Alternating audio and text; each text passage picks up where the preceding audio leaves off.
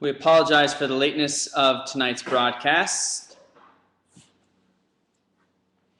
but it was due to circumstances beyond our control. So hopefully you're tuning in and you haven't totally abandoned us quite yet. Tonight's discussion is well worth the wait.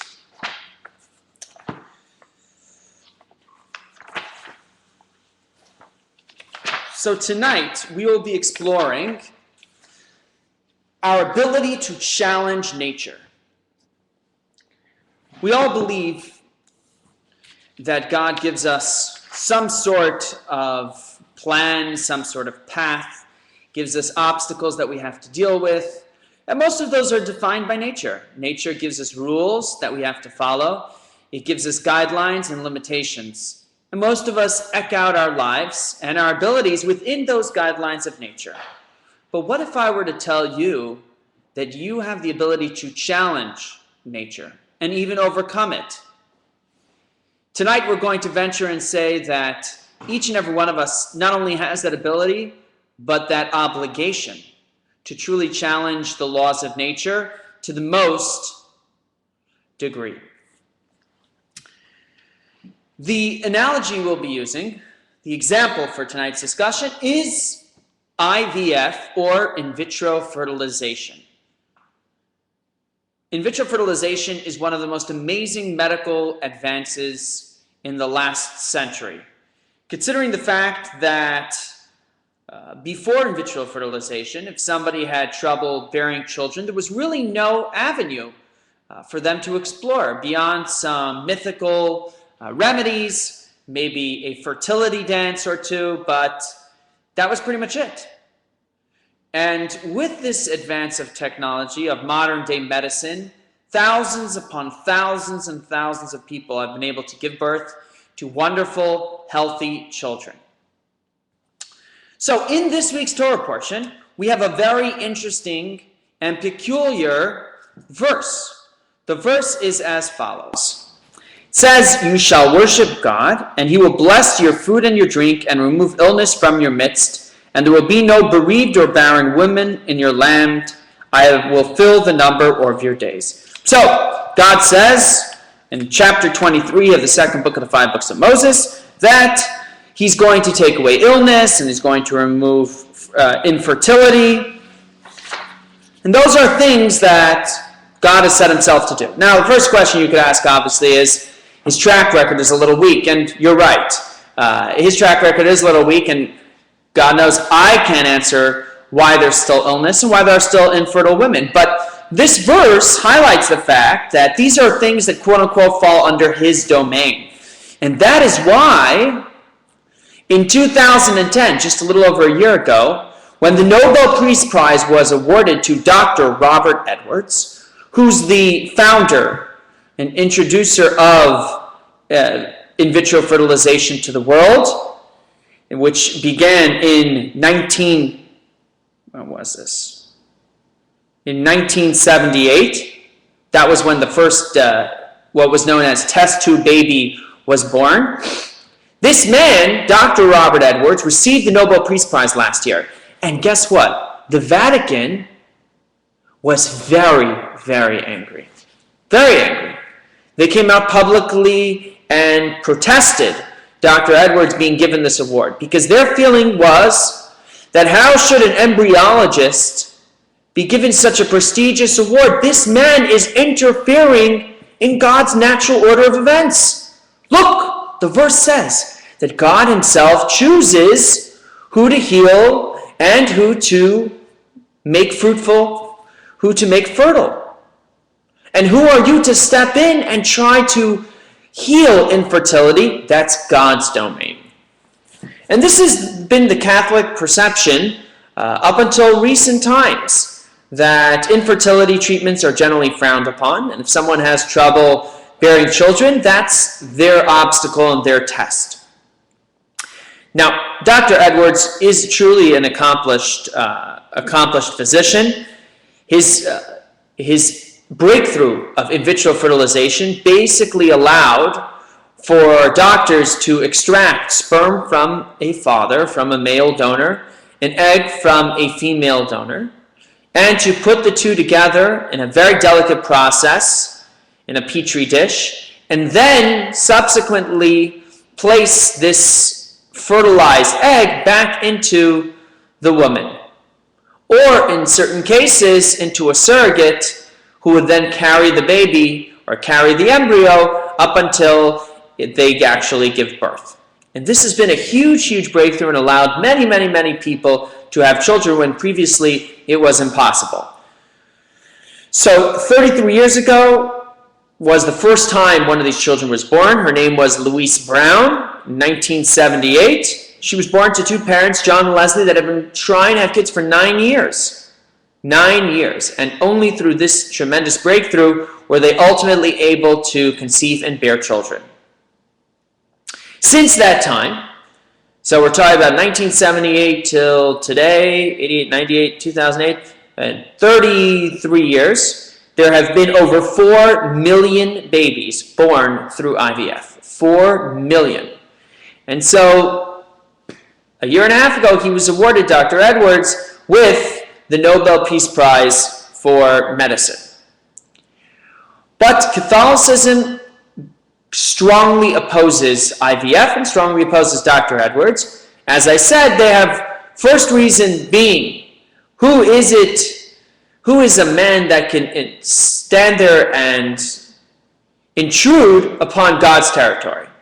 Giving birth, bringing life into this world is ultimately a divine act, and only God should decide who will bear children and who will not bear children. The second reason that they vastly strongly opposed this medical advance was because they felt that sex is in order to procreate and give birth to children. And if people can have children without having sex, then maybe physical intimacy is no longer required to bear children, and it will become simply an expression of our sinful desires. And so therefore, that was the second reason that they felt that IVF is not a positive and pure pursuit. So Jewish perspective, Jewish philosophy strongly disagrees with this position. And in fact, in Judaism, we encourage people to do whatever possible to bear children. And that includes any medical advances that are at our disposal. But let's deal with the two individual obstacles presented by Catholicism individually. The first being that we do not have the right to meddle in God's affairs. These are God's business, and it's best left up to God. This is a mindset that really offsets every new discovery ever invented. In fact, when the Wright brothers created the first airplane, there were many religious people that felt that who are we to start flying? If God would have wanted us to fly, He would have created human beings with wings. And the fact that we don't have wings means that we're really not meant to fly. So this concept is one that it's traveled through every sphere of our creative process. In fact, Gaspare Tagliacocci, who was an Italian surgeon and generally credited with being the first plastic surgeon, was very skilled with cosmetic surgeries. He was buried in a Catholic cemetery, in a Christian cemetery actually, buried in a Christian cemetery in Italy, and subsequently his body was disturbed. His bones were disinterred and taken out from the ground by a group of religious fanatics who felt that such a man should not be buried in a Christian cemetery because he had intervened and disrupted God's natural progression of events. If God wanted this person to be created with a larger nose, like mine, then that's the way it should be left. Smaller nose, whatever it might be, that's the way it should be left. Who is he to intervene and try to change God's directives according to this individual? So,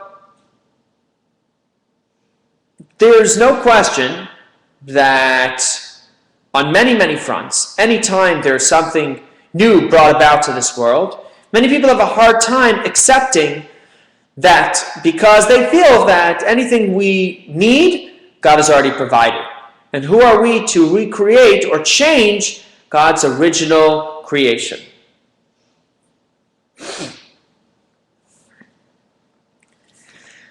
In fact, this concept, this position, is not only relegated to specific creations, but even natural disasters. Sometimes there's a natural disaster, such as when the Panama Canal was being built between North and South America, and there were many people that saw a hurricane developing next to the canal as a sign that God did not want the canal to be made. These two continents were meant to stay separate. Who are you to try and bridge the two? Judaism takes a very different approach. We believe that God put us here in this world for a purpose, and that purpose is to transform it, to take the world that's been given to you and truly turn it into something different. Because you and I have this ability to become not only a participant, but a partner in the creation of the world. And that goes down to the very basics of even medicine. It says in the 5 books of Moses, in the 2nd book of Shemot, it says, if men quarrel, and one strikes the other with a stone or with a fist, but he does not die, he's confined to his bed. And if he gets up and walks outside on his support, the assailant shall be cleared. He shall give only payment for his enforced illness, and he must provide for his complete cure. So, two guys get into a fight. One guy hurts the other guy, but he's not totally handicapped. He can get around on his own, and he's not invalid. All he has to do is pay for his complete cure. Now, the obvious question is, what does it mean to pay for a complete cure? We would believe, faith, as a lot of faiths would let you believe, is that healing should come from God. Incorrect. Rashi says that he shall pay the physician's fee. So we understand that even though God blesses us and gives us the energy to heal, that has to be accomplished through the hand of a seasoned physician, an accomplished doctor. As it says in the Talmud, that we learn from this verse that permission is granted to physicians to heal. So, God wanted that physicians should be his right arm, his expression of healing. That the physicians would carry this ability, and we turn to them, who in turn heal us. The fact that many people often confuse accepting God's natural order of events with partnering and improving them is not a new concept. It's not a new problem that we've had only today with the Vatican. This predates the Vatican's creation. In fact, in the Talmud it says that Rabbi Shlomo and Rabbi Akiva were once walking through the streets of Jerusalem. They were accompanied by a third individual. They come across a very sick elderly person. He turns to them and he says, Rabbis, please tell me, how can I be cured? So they asked him what exactly his problem was. He told them, they said, all right, here's a specific remedy that you should do. The rabbis were well versed in medicine as well, many of them. Take these specific remedies and you will be cured. So he asked them, who afflicted me? They said, God afflicted you. So the sick man responded very shockingly and says, if God afflicted me, then who are you to try and heal me?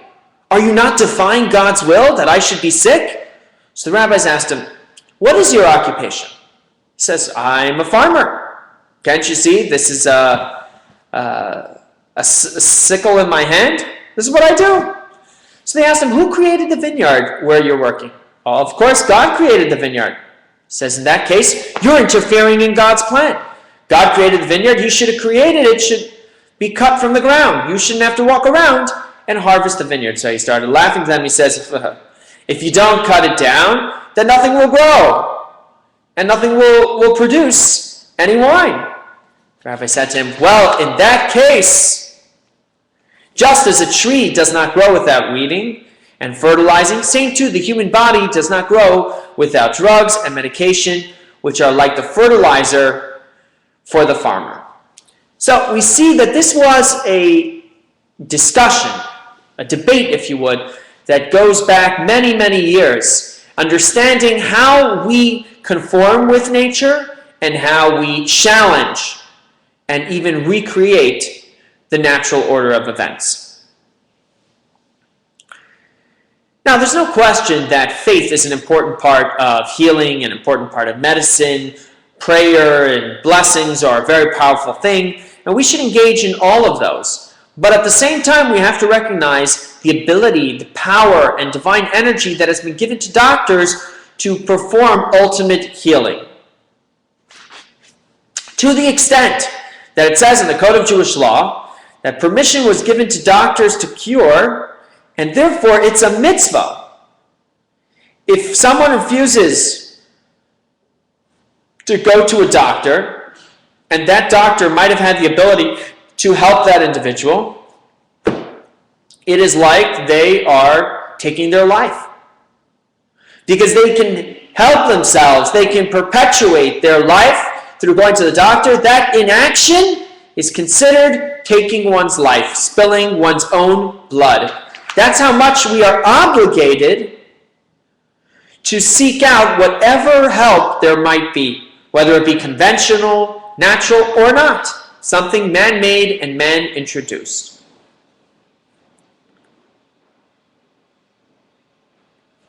The reason for these opinions in Jewish law, the reason why we don't survive and rely on miracles alone, but rather look to see what doctors can introduce as much as possible, is that we see doctors not as a separate entity and existence from Hashem, but rather that is the conduit for Hashem's blessing. Hashem chose to take us, individuals, people, and use us as this tool, as this conduit to bring about God's healing in the case of the doctors, God's building in the case of construction workers, philosophy, theology, law. Every single industrial occupation is ultimately some form of an expression of Hashem. And we are here to bring that out into this world, if we choose to be a partner. But if we have that ability to choose, of course we must. So let me tell you a little story. A man was once passing through the town of Mizrich on business, and a distinguished Jew from Vilna, he had heard great things about this famed rabbi named the Maggid of Mizrich. And the Maggid of Mizrich was a man who people would seek audiences with, would talk and counsel people individually, was a Hasidic Rabbi, and was a widely respected individual. So, when this businessman heard that he's passing through the town of the saintly individual, naturally figured, I might as well go and pay this rabbi a visit. Was not a particularly devout person, but it never hurts to have a rabbi in your back pocket. So just as a sidebar, I'm always available for coffee. Sure enough, he shows up at the rabbi's office, and the rabbi takes him in, and he says, I want you to know that medicines do not always cure a person. Sometimes it is the mere presence of a doctor that can heal an individual, because every doctor is accompanied by an angel of healing. And so their mere presence and the presence of the healing angel can already bring you a speedy recovery. The businessman looks at the rabbi, he shakes his head, he says, okay, thank you very much. And he walks out. The guy wasn't sick, he had no issues, no ailments of any kind, no friends that were really doctors, so he didn't understand in what shape or form the rabbi's address and words were meant for him. But he appreciated his time, he took what he told him, and he went on his way. Sure enough, he returns to the large town of Vilna, his home in Vilna, and as he returns to Vilna, he falls terribly ill. Terribly ill, getting worse and worse by the day. They have doctors come and visit him to no avail. Finally, they hear about a German Jewish doctor, Dr. Aaron Gordia, who was a doctor that was not observant or connected actively with Jewish tradition in any way, shape, or form. You might even say he was a little bit against Jewish tradition, as was symbolic of many German Jews in his time. He was the personal physician of the king of Prussia, so a very prominent doctor, and he happened to be traveling through Vilna. So when word came that he happened to be in Vilna, this businessman's family contacted him and said, please come see the businessman, our father, our husband. You must try to help him. So sure enough, he shows up and he looks at the man and how pale he is. He takes a few of his vital signs, and right away he tells him, I may be a doctor, but I cannot resurrect the dead. What have you brought me here for? So he turns to leave, and they say, please stay just a few more moments. And when he turns back around, he sees that a little bit of color has already come to the face of the businessman. He says, wait, maybe there still is some hope. He right away grabs a messenger and tells him to run to the pharmacy and pick up a few specific medications. But by the time that just as the people are getting ready to leave, he turns and he looks at the businessman's face and is getting a little more red. A little more color is coming back to him. So he calls back the messenger and tells him, no, we don't need that medication. You can get a lighter medication, get this medication. Sure enough, they leave, and a few minutes after they leave, the businessman looks even a little bit better and better and better until he starts to regain consciousness and he's talking, and the doctor is just blown away. He gets up and he's ready to leave, and the businessman turns to him and says, no, wait! You don't understand. You must stay with me until I'm completely healed, because your presence here alone is what's healing me. He tells him the story of this great rabbi, the Maggid of Mezrich, who told him that you are accompanied, a doctor is accompanied with an angel of healing. Your angel of healing is healing me even without your participation. And so sure enough, he stayed a few more moments until the businessman had regained his strength and his energy and was almost back to normal. Finally, the doctor turns to the businessman and he says, I must go and visit this rabbi for myself because this is unbelievable. And sure enough, Dr. Gordia did. He prepared himself a trip and went out to Mezrich to meet with the Maggid. And when he shows up, the Maggid turned to him, the rabbi turned to him, he says, I've been waiting a long time for you. And they became close friends, and he became an expert student and disciple of Maggid for many, many years to come. The point is that God gives us the tools. He gives us the foundation, the fundamentals of creation, of nature. But then in order to make them productive and useful, we have to transform them. Just like we have to add sweetness to mustards, or lupine beads, or wheat has to be ground in order to be turned into flour. That's the way God gave us a world. He didn't build a perfect and totally complete world. We have to complete it. We have to take what He's given us, which are tremendous tools, and turn them into a productive, creative society.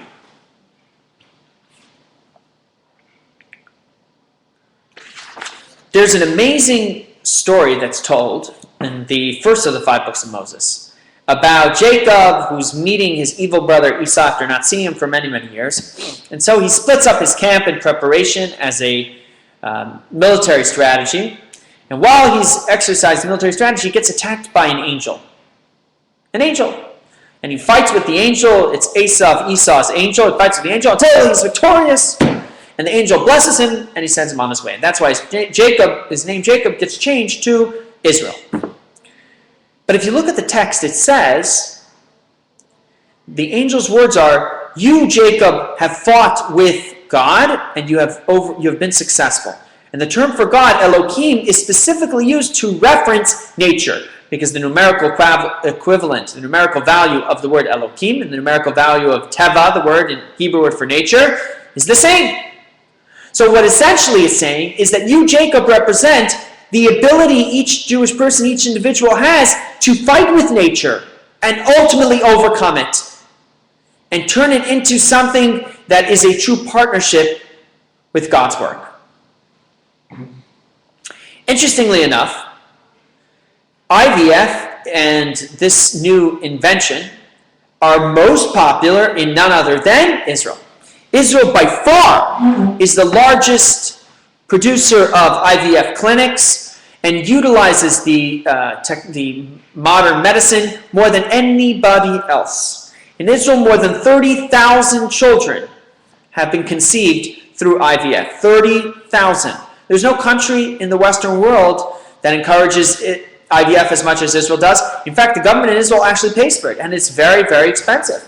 They have the highest percentage of couples trying IVF. They have the highest percentage of clinics. It is an absolutely huge undertaking in Israel because having children is a very important thing for a society and for Israeli and Jewish society. And therefore, whatever tool we can use to try and bring this blessing about should definitely be incorporated. Here's the irony, though. The irony is that Dr. Robert Edwards, the inventor of IVF, actually is not a supporter of the land of Israel because Dr. Edwards is British and served in the military in 1947, where he was posted in, guess what? Israel. But it wasn't called Israel yet, it was still called Palestine. And he was there when the Jewish underground had to stage combative protests, terrorist incidents, and so on and so forth to try and convince the British government to allow the Jewish people to have their own state. And ultimately, it happened that three Jewish underground leaders were captured, and the British general threatened to have them executed. So the Jewish underground leaders captured 2 British soldiers and said, if you execute our men, we will kill your men. And sure enough, they executed them, and so the Israelis killed 2 British officers and hung up their bodies, just like had been done to their brethren. And guess who was in that same unit of British soldiers that had been killed? Dr. Robert Edwards.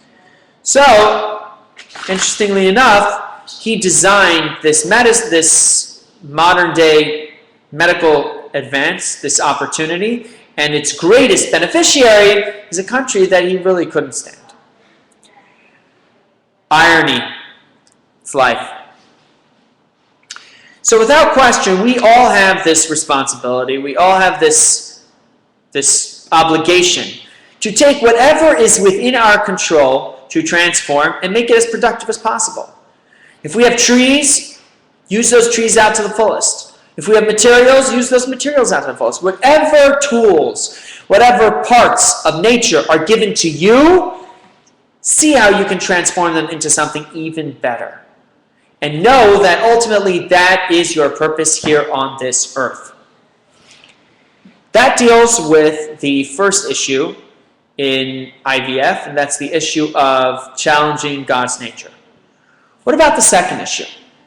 Second issue was that if we no longer need physical intimacy in order to procreate, in order to bear children, then why do we need physical intimacy? All it does is bring about sin and lust and desire and jealousy. All people are going to engage in now is in IVF, and as a result, physical intimacy will just be about our selfish desires, rather than the way it was supposed to be according to Christian philosophy. It was supposed to be a form of procreation, the source and method for giving birth to children. So the Torah takes a very different perspective on this as well. And the Torah says that a person has obligations to their wife, irregardless of whether they are going to bear children or whether they have born children or not. It says in Shemot, also in this week's Parsha, that if a man takes another wife for himself, he cannot diminish her sustenance, her clothing, or her marital relations. And those are the 3 requirements as written in any ketubah. A spouse, a husband, has to provide for his wife's clothing. That includes jewelry, by the way. Food, and also their sexual needs. So we see quite clearly, regardless of whether the person has given birth to children, has not given birth to children, or even can still give birth to children, maybe they're postmenopausal. It does not matter. That husband has a duty and a responsibility to make sure that his wife is fully satisfied. Therefore, we're not concerned that if people are having children with IVF, that they're going to look at physical intimacy as being just about sin. Because it never was just about procreation. It's about a husband and wife who love each other and want to spend their time together. And therefore, this unity, this physical union, is the greatest and most amazing method for two people to join together and become one. And in addition, this is a way that we can produce and bear beautiful, beautiful children. Now, there's no question that IVF does introduce some very delicate and sensitive religious issues. For example, about 20 years ago, when IVF was still very, very new, a woman calls up a rabbi in Brooklyn and she says, "Rabbi, I just gave birth to a child, and I want to make sure, I've been expecting a child, and I'm so excited, I want to make sure that my child is Jewish." So the rabbi, listens to the lady and says, "Well, if you're Jewish, and your mother's Jewish, right?" She says, "Yeah." "Then your child's Jewish. What's the issue?" She says, No, not so fast. You see, I and my husband were having a lot of trouble conceiving and giving birth. So we did IVF, we did vitro fertilization, but the womb, the egg was then implanted in another woman. So the egg came from me, but I'm having trouble conceiving children, so the egg was planted in a surrogate mother, and she is not Jewish. So, Rabbi, tell me, what does it mean when it says a mother establishes Jewish identity? Is it the gestational mother who created the egg, or is it the mother that carries the child and ultimately gives birth to the child? So there are many different options here. It could be mother one, mother two. It could be a combination of both. It can be neither one. You can say maybe it's a shared responsibilities. It's definitely, definitely not a clear-cut and precise rabbinical dilemma. So, one of the rabbis that dealt with this specific issue was Rabbi Shlomo Goren, the first chief rabbi of Israel, and also senior chaplain for the IDF from 1948, when the IDF recaptured Jerusalem, parts of Jerusalem, until 1960. He was faced with the same issue when Israel started actively involving and engaging in IVF. Many people brought up the same dilemma, and of course the concerns from the Christian church. He said, there's no problem whatsoever. And here's how the lineage or the identity is established. It says in text in chapter 12 of Vayikra of Leviticus, it says, God spoke to Moshe, saying to him to speak to the Jewish people and tell them that when a woman conceives and gives birth to a boy, then here's what you have to do. And we know the commentaries say that when a woman conceives first, when she brings about her contribution first, then it is a boy. So obviously we see that it's about the gestational mother, the woman that contributes the egg, and that is what makes this a mother and not just the one who actually carries and gives birth to the child. But of course, there has to be an argument, because how could Jewish people agree on anything at all? And so we have another opinion, a dissenting opinion, that says no, it's the woman that gives birth that is ultimately the mother, and not necessarily the one that is carrying the child, that produced the egg. And therefore, according to that case, here this woman that actually gave birth is not Jewish, and therefore the child would need a conversion. What is their source, their scriptural source for this position? It's very interesting. Jacob, we know, had married two sisters, Rachel and Leah, as well as two maidservants, Bilhah and Zilpah. So Leah was not the apple of the eye of Jacob, so God had compassion on her and bore to her many, many children. She has 6 boys. Now, the other two maidservants have all given Jacob 2 sons apiece, so that's 6 plus 2 plus 2 is 10.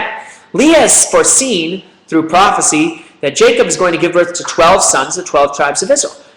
So, when she gets pregnant again, she prays that it be a girl and not a boy, so that Rachel could still have 2 boys, at the very least, the amount the maidservants have. And sure enough, it says she gets pregnant and has a daughter, and her name is Dinah. And Rashi says that you can see from the words that the Torah uses that originally she was going to have a boy, but she prayed, and therefore it was changed to a girl. What does it mean it was changed? He clarifies. Rachel got pregnant at the same time. And Rachel was going to have a girl, and she was going to have a boy, what would be the 7th tribe of the 12 tribes of Israel. But because she prayed and God felt bad for Rachel, ultimately the children were changed. And the girl magically was moved to Leah's stomach, and the boy was magically moved to Rachel's stomach. Now the rabbis explain, if your mother is the one that produced the egg, then Joseph's real mother would be Leah and not Rachel. And we see that the Torah does not believe that. The Torah ascribes Joseph to Rachel and Rachel to Joseph, and therefore it must be that the mother is the one that gives birth to the child. So, of course, IVF is not a simple procedure. It's not simple according to Jewish tradition. There are different perspectives, without question. Society itself is still trying to figure out. But at the same time, anything that we can possibly do to try and bring a new life into this world should be done, because that is our greatest calling, to partner with God, to partner with creation, and ultimately perfect it, enhance it, bring about new and creative ideals. That is why we were created and put here. And that's why human beings were given such an amazing capacity.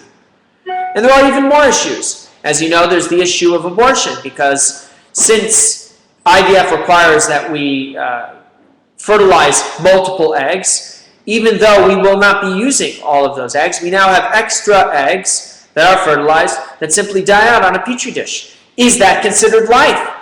Are our actions then considered abortion or not? These are all some of the issues that we've been hearing about in relation to stem cell research. And issues that are not clear-cut, gray issues. But just because the matter is complicated and the matter has pros and cons does not mean that we shrink from it. That does not mean that we write it off. We must explore it. We must use every tool at our disposal to perfect the world and make it an even better place. The Rabbi Schneerson says, and would write many times, that true good is that a person should reach a level in which he becomes a partner with his Creator. That Hashem, that God created the world in a way that a person does not receive everything that he needs, ready and prepared in a nice little package with a pink bow on it. Rather, one must toil and labor so that they be elevated to the level of mashpia, similar to his Creator. God could have created a very easy world where everything runs seamlessly and our food is there for us and people just give birth to children, no child labor, pain, nothing. He could have done that. But for whatever reason, he decided not to, because he wanted to see this beautiful, amazing achievement that we create on our own without his intervention. So yes, he blesses us and he guides us and instructs us, but beyond that, he allows nature and whatever the doctors with their infinite wisdom can come up with, that's what you use. Because the fact that they came up with it is in itself an expression of Hashem. So go out, regardless of whether you're in need of IVF or not in need of IVF, look around, look at the world around you.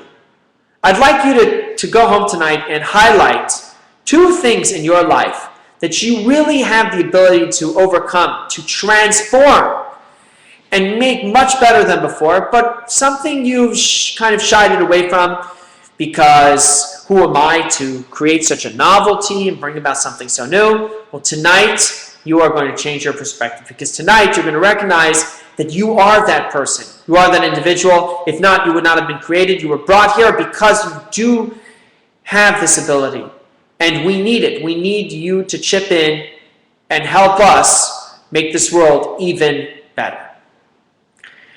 That concludes tonight's discussion. As always, you can email any questions you might have to askmendy@gmail.com, askmendy@gmail.com. Next week, Monday night, we will be exploring the parenting paradox, how to face the challenges of child rearing. A very relevant and important discussion on parenting. I hope you'll join us. It's always a pleasure to learn with you, and once again, have a wonderful evening.